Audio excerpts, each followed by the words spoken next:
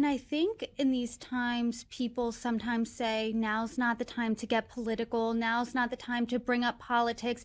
Now's not the time to bring up policy. We're sending our thoughts and prayers to these communities. We need to let this community heal.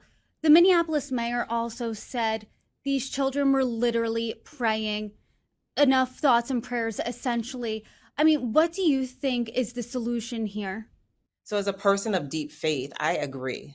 I use prayer all the time, and those times where I need to pull myself out of a space of, either sadness or fear, whatever that may be. So, prayer is very important, but prayer without action is dead. It does nothing. We can't bring these children back, but what we need to do is make sure that we are moving forward and doing everything in our power. Every single one of us has an obligation to protect our communities and our children. Everything that we can do to make sure that we don't have easy access to guns, that we do have common sense gun laws and policies put in place that could have prevented this very tragedy. Do you think we're any closer right now to a common sense gun law here? Because the Minneapolis police chief, he said he wants to protect his community, places of worship, and children. And every time there's a school shooting, I mean, the pictures are just horrifying. You see children crying, you see parents crying, you see reuniting of parents and children. I mean, it's just almost too much to bear, but we can't look away because this is happening in every community across this country. So, how close are we to a solution, do you think? Well, I'll say a couple things. First of all, you're absolutely right. Let's not look away. It is our responsibility to protect our children, as this is being the leading cause of death for kids in our country is unacceptable. That's number one.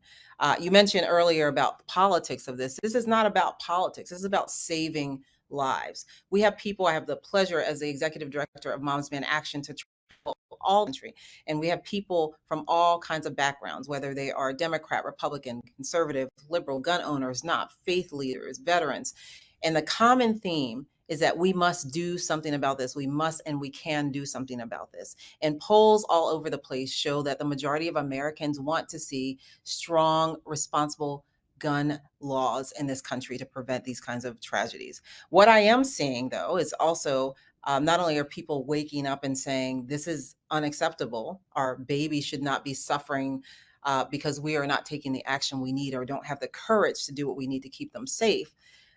They're also getting up and thinking about things like having those conversations with their community members and neighbors about gun violence prevention and safety. Even simply saying, if your kid is going over to a sleepover or a play date, do you have a gun in the home? And what can we do once we know that we have a gun in the home to make sure that it's securely stored? There's all kinds of policies, from secure storage to assault weapons ban. I know in this case, we see that this seems to be, from the reports I've seen, seems to be a semi-automatic rifle. And we know that Minnesota is working and has some decent gun laws in place. But this is a big gaping hole here at this point.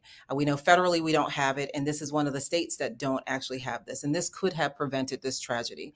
So I see us moving forward in many ways, pushing from all angles. When we look at how big this problem is in this country, it is a public health crisis and tragedy here in this country. And we need to approach it from every single angle, from federal to electoral to healthcare. So we're doing everything in our power to work alongside lawmakers and others that are going to step up and do the right thing to make sure that we don't have to see this kind of tragedy with our children.